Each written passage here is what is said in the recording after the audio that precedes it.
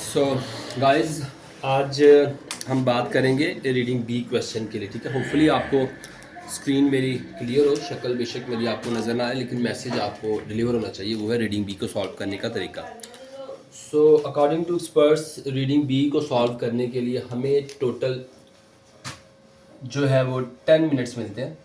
ठीक है, होने चाहिए। ठीक है, आइडली आपने 10 मिनट्स के अंदर 6 क्वेश्चन करने हैं। तो जब 6 मिनट्स को आप 6 पे डिवाइड करेंगे, 6 क्वेश्चन है ना, इट्स मीन कि एक क्वेश्चन के लिए हमारे पास 100 सेकेंड है। ठीक है, 10 minutes is equal to 600 divided by 6 is equal to 100 second. So एक क्वेश्चन के लिए हमारे पास 100 सेकेंड है, और 100 सेकेंड का मतलब क्या है? 1 मिनट एंड 40 सेकेंड। सो आप लोगों को देखें, आप लोगों ने आज तक ओईटी में बहुत सारा पढ़ा होगा कि ओईटी को सॉल्व करने की स्ट्रैटेजीज, क्वेश्चन को पहले पढ़ें, ऑप्शंस को पहले पढ़ें, पैराग्राफ को पहले पढ़ें। इन सब चीज़ों से जो एक ज़्यादा इम्पोर्टेंट चीज़ है वो है टाइम मैनेजमेंट। बहुत सारे स्टूडेंट्स को टाइम मैनेजमेंट नहीं आती, जिसलिए वो एग्ज़ाम के डे पे उनको प्रॉब्लम होती है। उनको टेक्निक्स आती हैं, उनको सारे स्किल्स का पता होता है, कौन कौन से क्वेश्चंस आते हैं, कौन कौन, उन चीज़ों पे मैं आगे आऊँगा कि स्टेप्स क्या हैं, क्वेश्चन से लेके पैराग्राफ तक सॉल्व करने के स्टेप्स क्या हैं, उन पे मैं अभी आऊँगा। तो करंटली सबसे पहले जो बेसिक चीज़ मैंने बतानी थी कि आपकी स्पीड, जो आपके पास प्रैक्टिस है। देखें ना, अब आपने आज ओईटी की तैयारी शुरू की है और आपने 3 महीने तक या 2 महीने तक अपना टारगेट रखा है। तो अब इन 2 महीनों में आपने स्किल सीखने के साथ साथ एक और की चीज़ सीखनी है, वो है आपकी टाइम मैनेजमेंट। ठीक है, टाइम मैनेजमेंट क्या है कि एक क्वेश्चन के ऊपर आपके 1 मिनट और 40 सेकंड लेंगे। अब उस 1 मिनट और 40 सेकंड को डिवाइड कैसे करना है, हम उसके ऊपर आते हैं। ठीक है, तो बी को सॉल्व करने के लिए जो सबसे बेस्ट टेक्निक है ना, वो मैं जो यूज़ करता था वही आपको बताऊंगा, और बहुत हेल्पफुल है। ठीक है, बिगिनर्स के लिए, जो न्यूबॉयज़ हैं उनके लिए बहुत हेल्पफुल है। तो सबसे पहले आपने क्वेश्चन को पढ़ना है। क्वेश्चन को पढ़ना, ये समझने के लिए आपको एटलीस्ट 5 सेकेंड होने चाहिए। 5 सेकेंड्स आपने कैसे यूटिलाइज करने की, जैसे आपको पेपर मिला तो आपने सबसे पहले देखना है कि आपने ये क्या कह रही है, गाइडलाइंस है। ठीक है, guidelines says that nurse in charge. ठीक है, सो अब ये दो चीज़ें हमारे पास हैं कि जो एक गाइडलाइंस है, जो एक्सट्रैक्ट है, वो नर्स इन चार्ज के बारे में क्या कहती है। जो वर्ब है ना, वो हम हमारी मेन क्या लें कि चीज़ होती है किसी भी सेंटेंस की, जो एक जान होती है उस वर्ब के अंदर होती है। तो वर्ब को अंडरस्टैंड करना बहुत ज़रूरी है। वर्ब हमारा इधर क्या है कि सेंटेंस का मकसद क्या है कि एक नर्स के बारे में क्या बात हो रही है, और उस नर्स के बारे में, जो नर्स इन चार्ज है, के बारे में गाइडलाइन है। ठीक है, अब बहुत सारे स्टूडेंट्स को नहीं पता कि गाइडलाइंस के अंदर क्या चीज़ें आती है। ठीक है, गाइडलाइंस के अंदर आपको पता होना चाहिए कि कोई ना कोई रूल है, कोई ना कोई एजुकेशन है। गाइड से गाइडेंस का मतलब है कोई ना कोई एजुकेशन है। सो मीन नर्स के लिए कोई एजुकेशन नीचे दी गई है, कोई उनको एजुकेट किया गया, वो एजुकेशन हमने उठानी है। अब उन एजुकेशंस को हमने 3 ऑप्शंस के अंदर नीचे लिखा हुआ है। ठीक है, आपने क्या करना है कि आपने 5 सेकेंड यूटिलाइज करने, इतनी स्पीड होनी चाहिए, शुरू में नहीं होगी। ठीक है, आई कैन अंडरस्टैंड कि शुरू में आपकी इतनी स्पीड नहीं होगी कि आप 5 सेकंड के अंदर ऑप्शंस को पढ़ सकें। शुरू में आप टाइम लें, उसको समझें, आप वर्ब को समझें, और जो सेंटेंस के अंदर दूसरे हेल्पिंग समझ लें कि आपके नाउन है, जो प्रॉपर नाउन है, जो भी आपके हैजिंग वर्ड्स है, सॉरी, आपको उनको देखें कि वो किस तरफ की बात कर रही है। तो शुरू में 10 सेकंड्स भी लग जाए, लेकिन with gradually after some time आपने उस 10 सेकंड्स को या 15 सेकंड्स को रिड्यूस करते हुए 5 सेकंड्स के लाभ पे स्टिक करना है कि आपके इंस्टेंट्स के अंदर होगी, 5 सेकंड्स के अंदर आप क्वेश्चन पढ़ लेते हैं। सेकंड चीज़, अब हमारे पास 5 सेकंड चल गए, अब हमारे पास कितने सेकंड आ गए हैं? ये 15 सेकंड है हमारे पास। ठीक है, सेकंड, ठीक है, ये फर्स्ट था, ये सेकंड आ गया। ठीक है, तो सेकंड स्टेप में क्या है कि हमने ऑप्शंस को पढ़ना है। ऑप्शंस के लिए मैं आइडियली कहता हूँ 15 सेकंड्स रखें। मैं खुद भी 15 सेकंड्स के अंदर कोशिश करता हूँ मैक्सिमम को पढ़ सकूँ। ऑप्शन के अंदर भी क्या है कि जो आपका सेंटेंस है, वो उसके अंदर एक वर्ब फ्रेज है और एक नाउन फ्रेज है। ठीक है, तो आपने देखना है कि इसके अंदर वर्ब फ्रेज क्या है और नाउन फ्रेज क्या है। ठीक है, अब यहाँ पे हम अगर ऑप्शन ए को देखें तो यहाँ पे लिखा है कि मस्ट सुपरवाइज। ठीक है, ये हमारा मेन वर्ब है कि कुछ सुपरविजन हो रही है। किस चीज़ की सुपरविजन हो रही है? Opening of the control drug cupboard. ठीक है, तो यहाँ पे वो क्या कह रहा है कि दर्श के बारे में क्या बात की गई होगी कि वो सुपरवाइज कर रहा है ओपनिंग।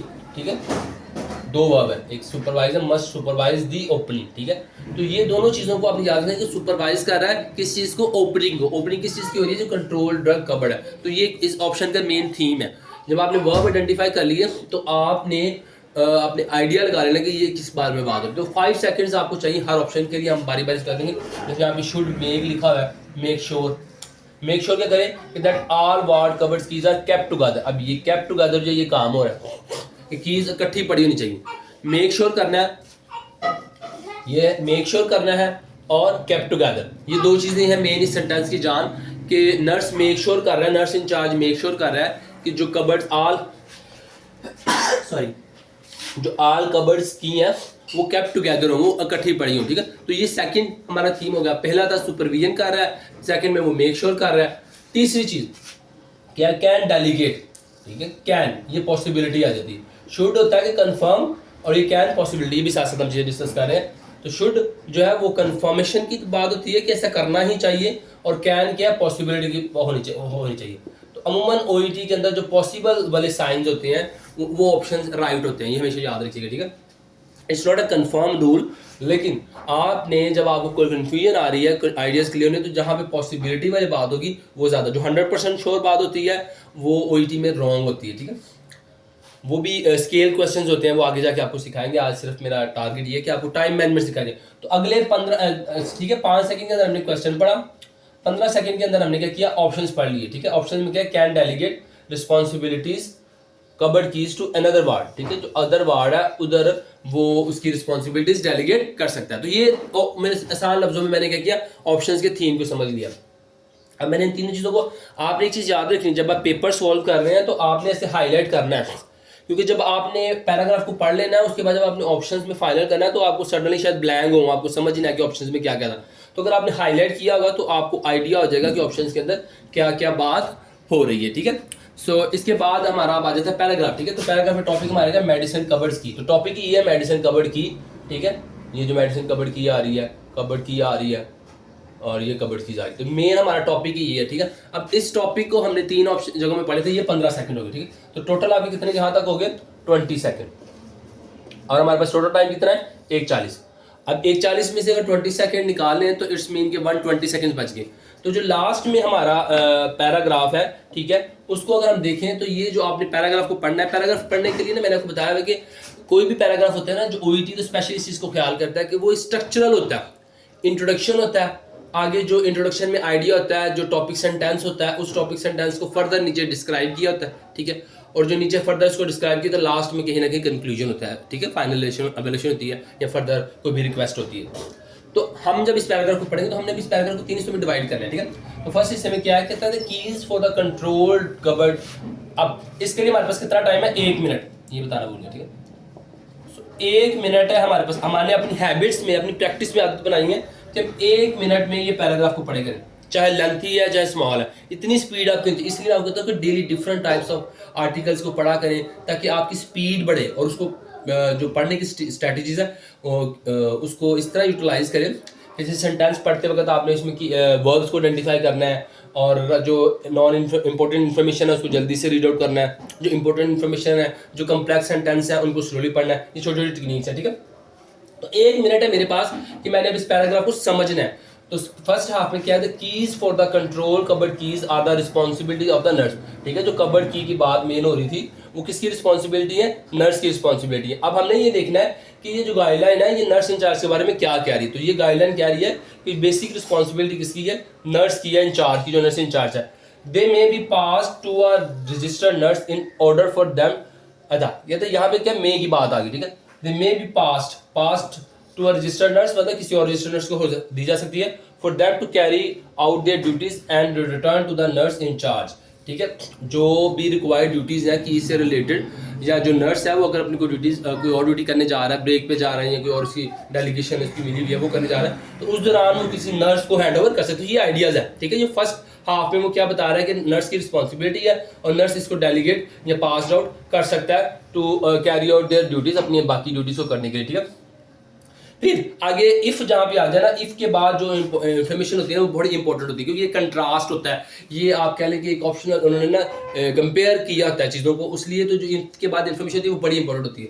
तो if the keys are the control drugs cupboard go missing, ठीक है, अगर मिस कर जाए the lock must be change. तो रूल क्या है, फर्स्ट आप इसने बताया कि कंट्रोल ड्रग नर्स की रिस्पॉन्सिबिलिटी है, नर्स डेलीगेट कर सकता है। सेकेंड हाफ में वो क्या बता रहा है कि जो कबर्ड की अगर मिसिंग कर जाए, आइडिया है वो मिसिंग कर जाए तो lock must be change, lock must change चाहिए और फार्मेसी को इन्फॉर्म करना है, इंसिडेंट ऑफ और एक इंसिडेंस बनना है। तो ये तीन चीजें मिसिंग के बारे में बात हुई है, ये सेकेंड हाफ में बात हुई है। The control drug cupboard keys, ठीक है, यहाँ पे आ जाते हैं। The control drug cupboard keys should be kept separately, ठीक है, ये बड़ी इंपॉर्टेंट चीज है। यहाँ कह रहा है कि जो कंट्रोल ड्रग कबर्ड कीज है, ये थर्ड हाफ आ गया, ठीक है। तो यहाँ पे आइडिया क्या है, जो कंट्रोल कबर्ड कीज है शुड बी केप्ट सेपरेटली, वो सेपरेट होनी चाहिए। द मेन बॉडी की, जो मेन बॉडी की है उनसे सेपरेट होनी चाहिए, इकट्ठी होनी चाहिए, क्योंकि अगर वो इकट्ठी होगी तो इकट्ठी जाएगी तो इकट्ठी सारी गुम हो सकती हैं या इकट्ठी आप किसी को नहीं रेफर कर सकते। तो जो ड्रग्स वाली कीज है वो सेपरेट होनी चाहिए बॉडी चीज के साथ होनी चाहिए, ठीक है। अपार्ट फ्रॉम एक्सेप्शन, ठीक है। अब इससे हटके, ठीक है, इफ से बात शुरू हुई थी और यहाँ पे जो बात आ रही कंट्रोल कबर्ड्स की कि कैसे पढ़ी होनी चाहिए। तो apart from exceptional circumstances the keys should not leave the department, leave the ward और डिपार्टमेंट। ये कहता है कि जो भी हो आपका कीज जो है ना वार्ड को छोड़े ना किसी भी वजह से। फिर लास्ट में क्या कह रहा है, इफ नेसेसरी, ठीक है, यहाँ पे एक रिक्वेस्ट आ गई है कि if necessary the nurse in charge should arrange for the keys to be held in a neighbouring ward और department by the nurse in charge there, ठीक है। अगर यही बात है कि वो कह रहा है कि जो कंट्रोल, यहाँ पे हमने मिसिंग की बात सुनी, उसके बाद हमने कबर्ड कंट्रोल कबर्ड की जो कैप्ट है वो सेपरेट होनी चाहिए, हमने आइडिया लिया। कहता है लेकिन ये इससे हट के ये है कि कोई ऐसी सर्कमस्टांसिस भी हों तो आपने जो कीज़ हैं वो डिपार्टमेंट को ना छोड़े, लेकिन स्टिल अगर छोड़नी भी हो तो nurse should arrange the keys to be held in neighbouring ward, जो नेबरिंग वार्ड की इंचार्ज नर्स है उसको वो हैंड ओवर करके। तो ये पूरे पैराग्राफ का हमारे पास थीम आ गया। जब हमारे पास 1 मिनट के अंदर हमारे पास ये थीम आया, ठीक है। अब हमारे पास बचे हैं 20 मिनट्स, 20 सेकेंड, सॉरी हमारे पास बचे 20 सेकेंड। तो 20 मिनट हमने इस 20 सेकेंड इसके ऊपर ज़ाया किया, 1 मिनट इसके ऊपर ज़ाया कर लिया। अब 20 सेकंड बचे हैं। 20 सेकंड्स में हमारे पास क्या करना है हमने कि हमने ये जो इन्फॉर्मेशन जो जिस्ट बनाई है इस जिस्ट को कंपेयर करना है कि कौन सा ऑप्शन ठीक हो सकता है, ठीक है। तो सबसे पहले हम ऑप्शन देखेंगे मस्ट सुपरवाइज द ओपनिंग।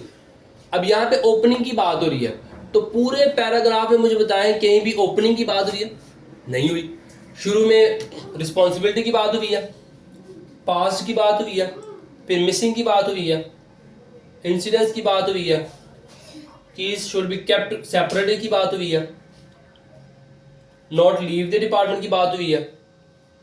ये सारे वर्ब्स मैंने आइडेंटिफाई किए ना। मैं सेकंड्स के अंदर देख रहा हूँ कि ओपनिंग की बात है, तो मेरा ऑप्शन क्या गया? गलत। ये मैं कर रहा हूँ एलिमिनेशन टेक्निक यूज करते हुए ये जो कर रहा हूँ। अब ये कह रहा है कि should make sure that all. अब यहाँ पे ये जो एक वर्ड मैंने हाईलाइट किया हुआ था ऑल, अब मुझे पता चल गया कि यहाँ तो लिखा सेपरेटली, तो यहाँ तो लिखा ऑल, तो इट्स मीन कि ये भी ऑप्शन मेरा गलत हो गया। अब लास्ट में मेरा ऑप्शन यही ठीक है, लेकिन इसको जस्टिफाई भी हम करते हैं कि ये कैसे ठीक है। ठीक है, सी ऑप्शन मेरा ठीक है। वो कैसे ठीक है? Can delegate responsibility for the cupboard keys to the another ward. और यहाँ पे वो बता रहा है कि इफ नेसेसरी मीन कैन, ठीक है, the nurse should arrange for the keys to be held in neighbouring ward, another ward. अब ये सिनोनिमस लैंग्वेज है, ये क्या है? सिनोनिमस लैंग्वेज, ठीक है, ये सिनोनिमस लैंग्वेज है। Neighbouring ward, the nurse in charge, ठीक है, डेलीगेट रिस्पॉन्सिबिलिटीज, ठीक है, शुड अरेंज, ठीक है। तो ये जो चीजें can delegate should arrange, if necessary should not. So idea आपको समझ आई?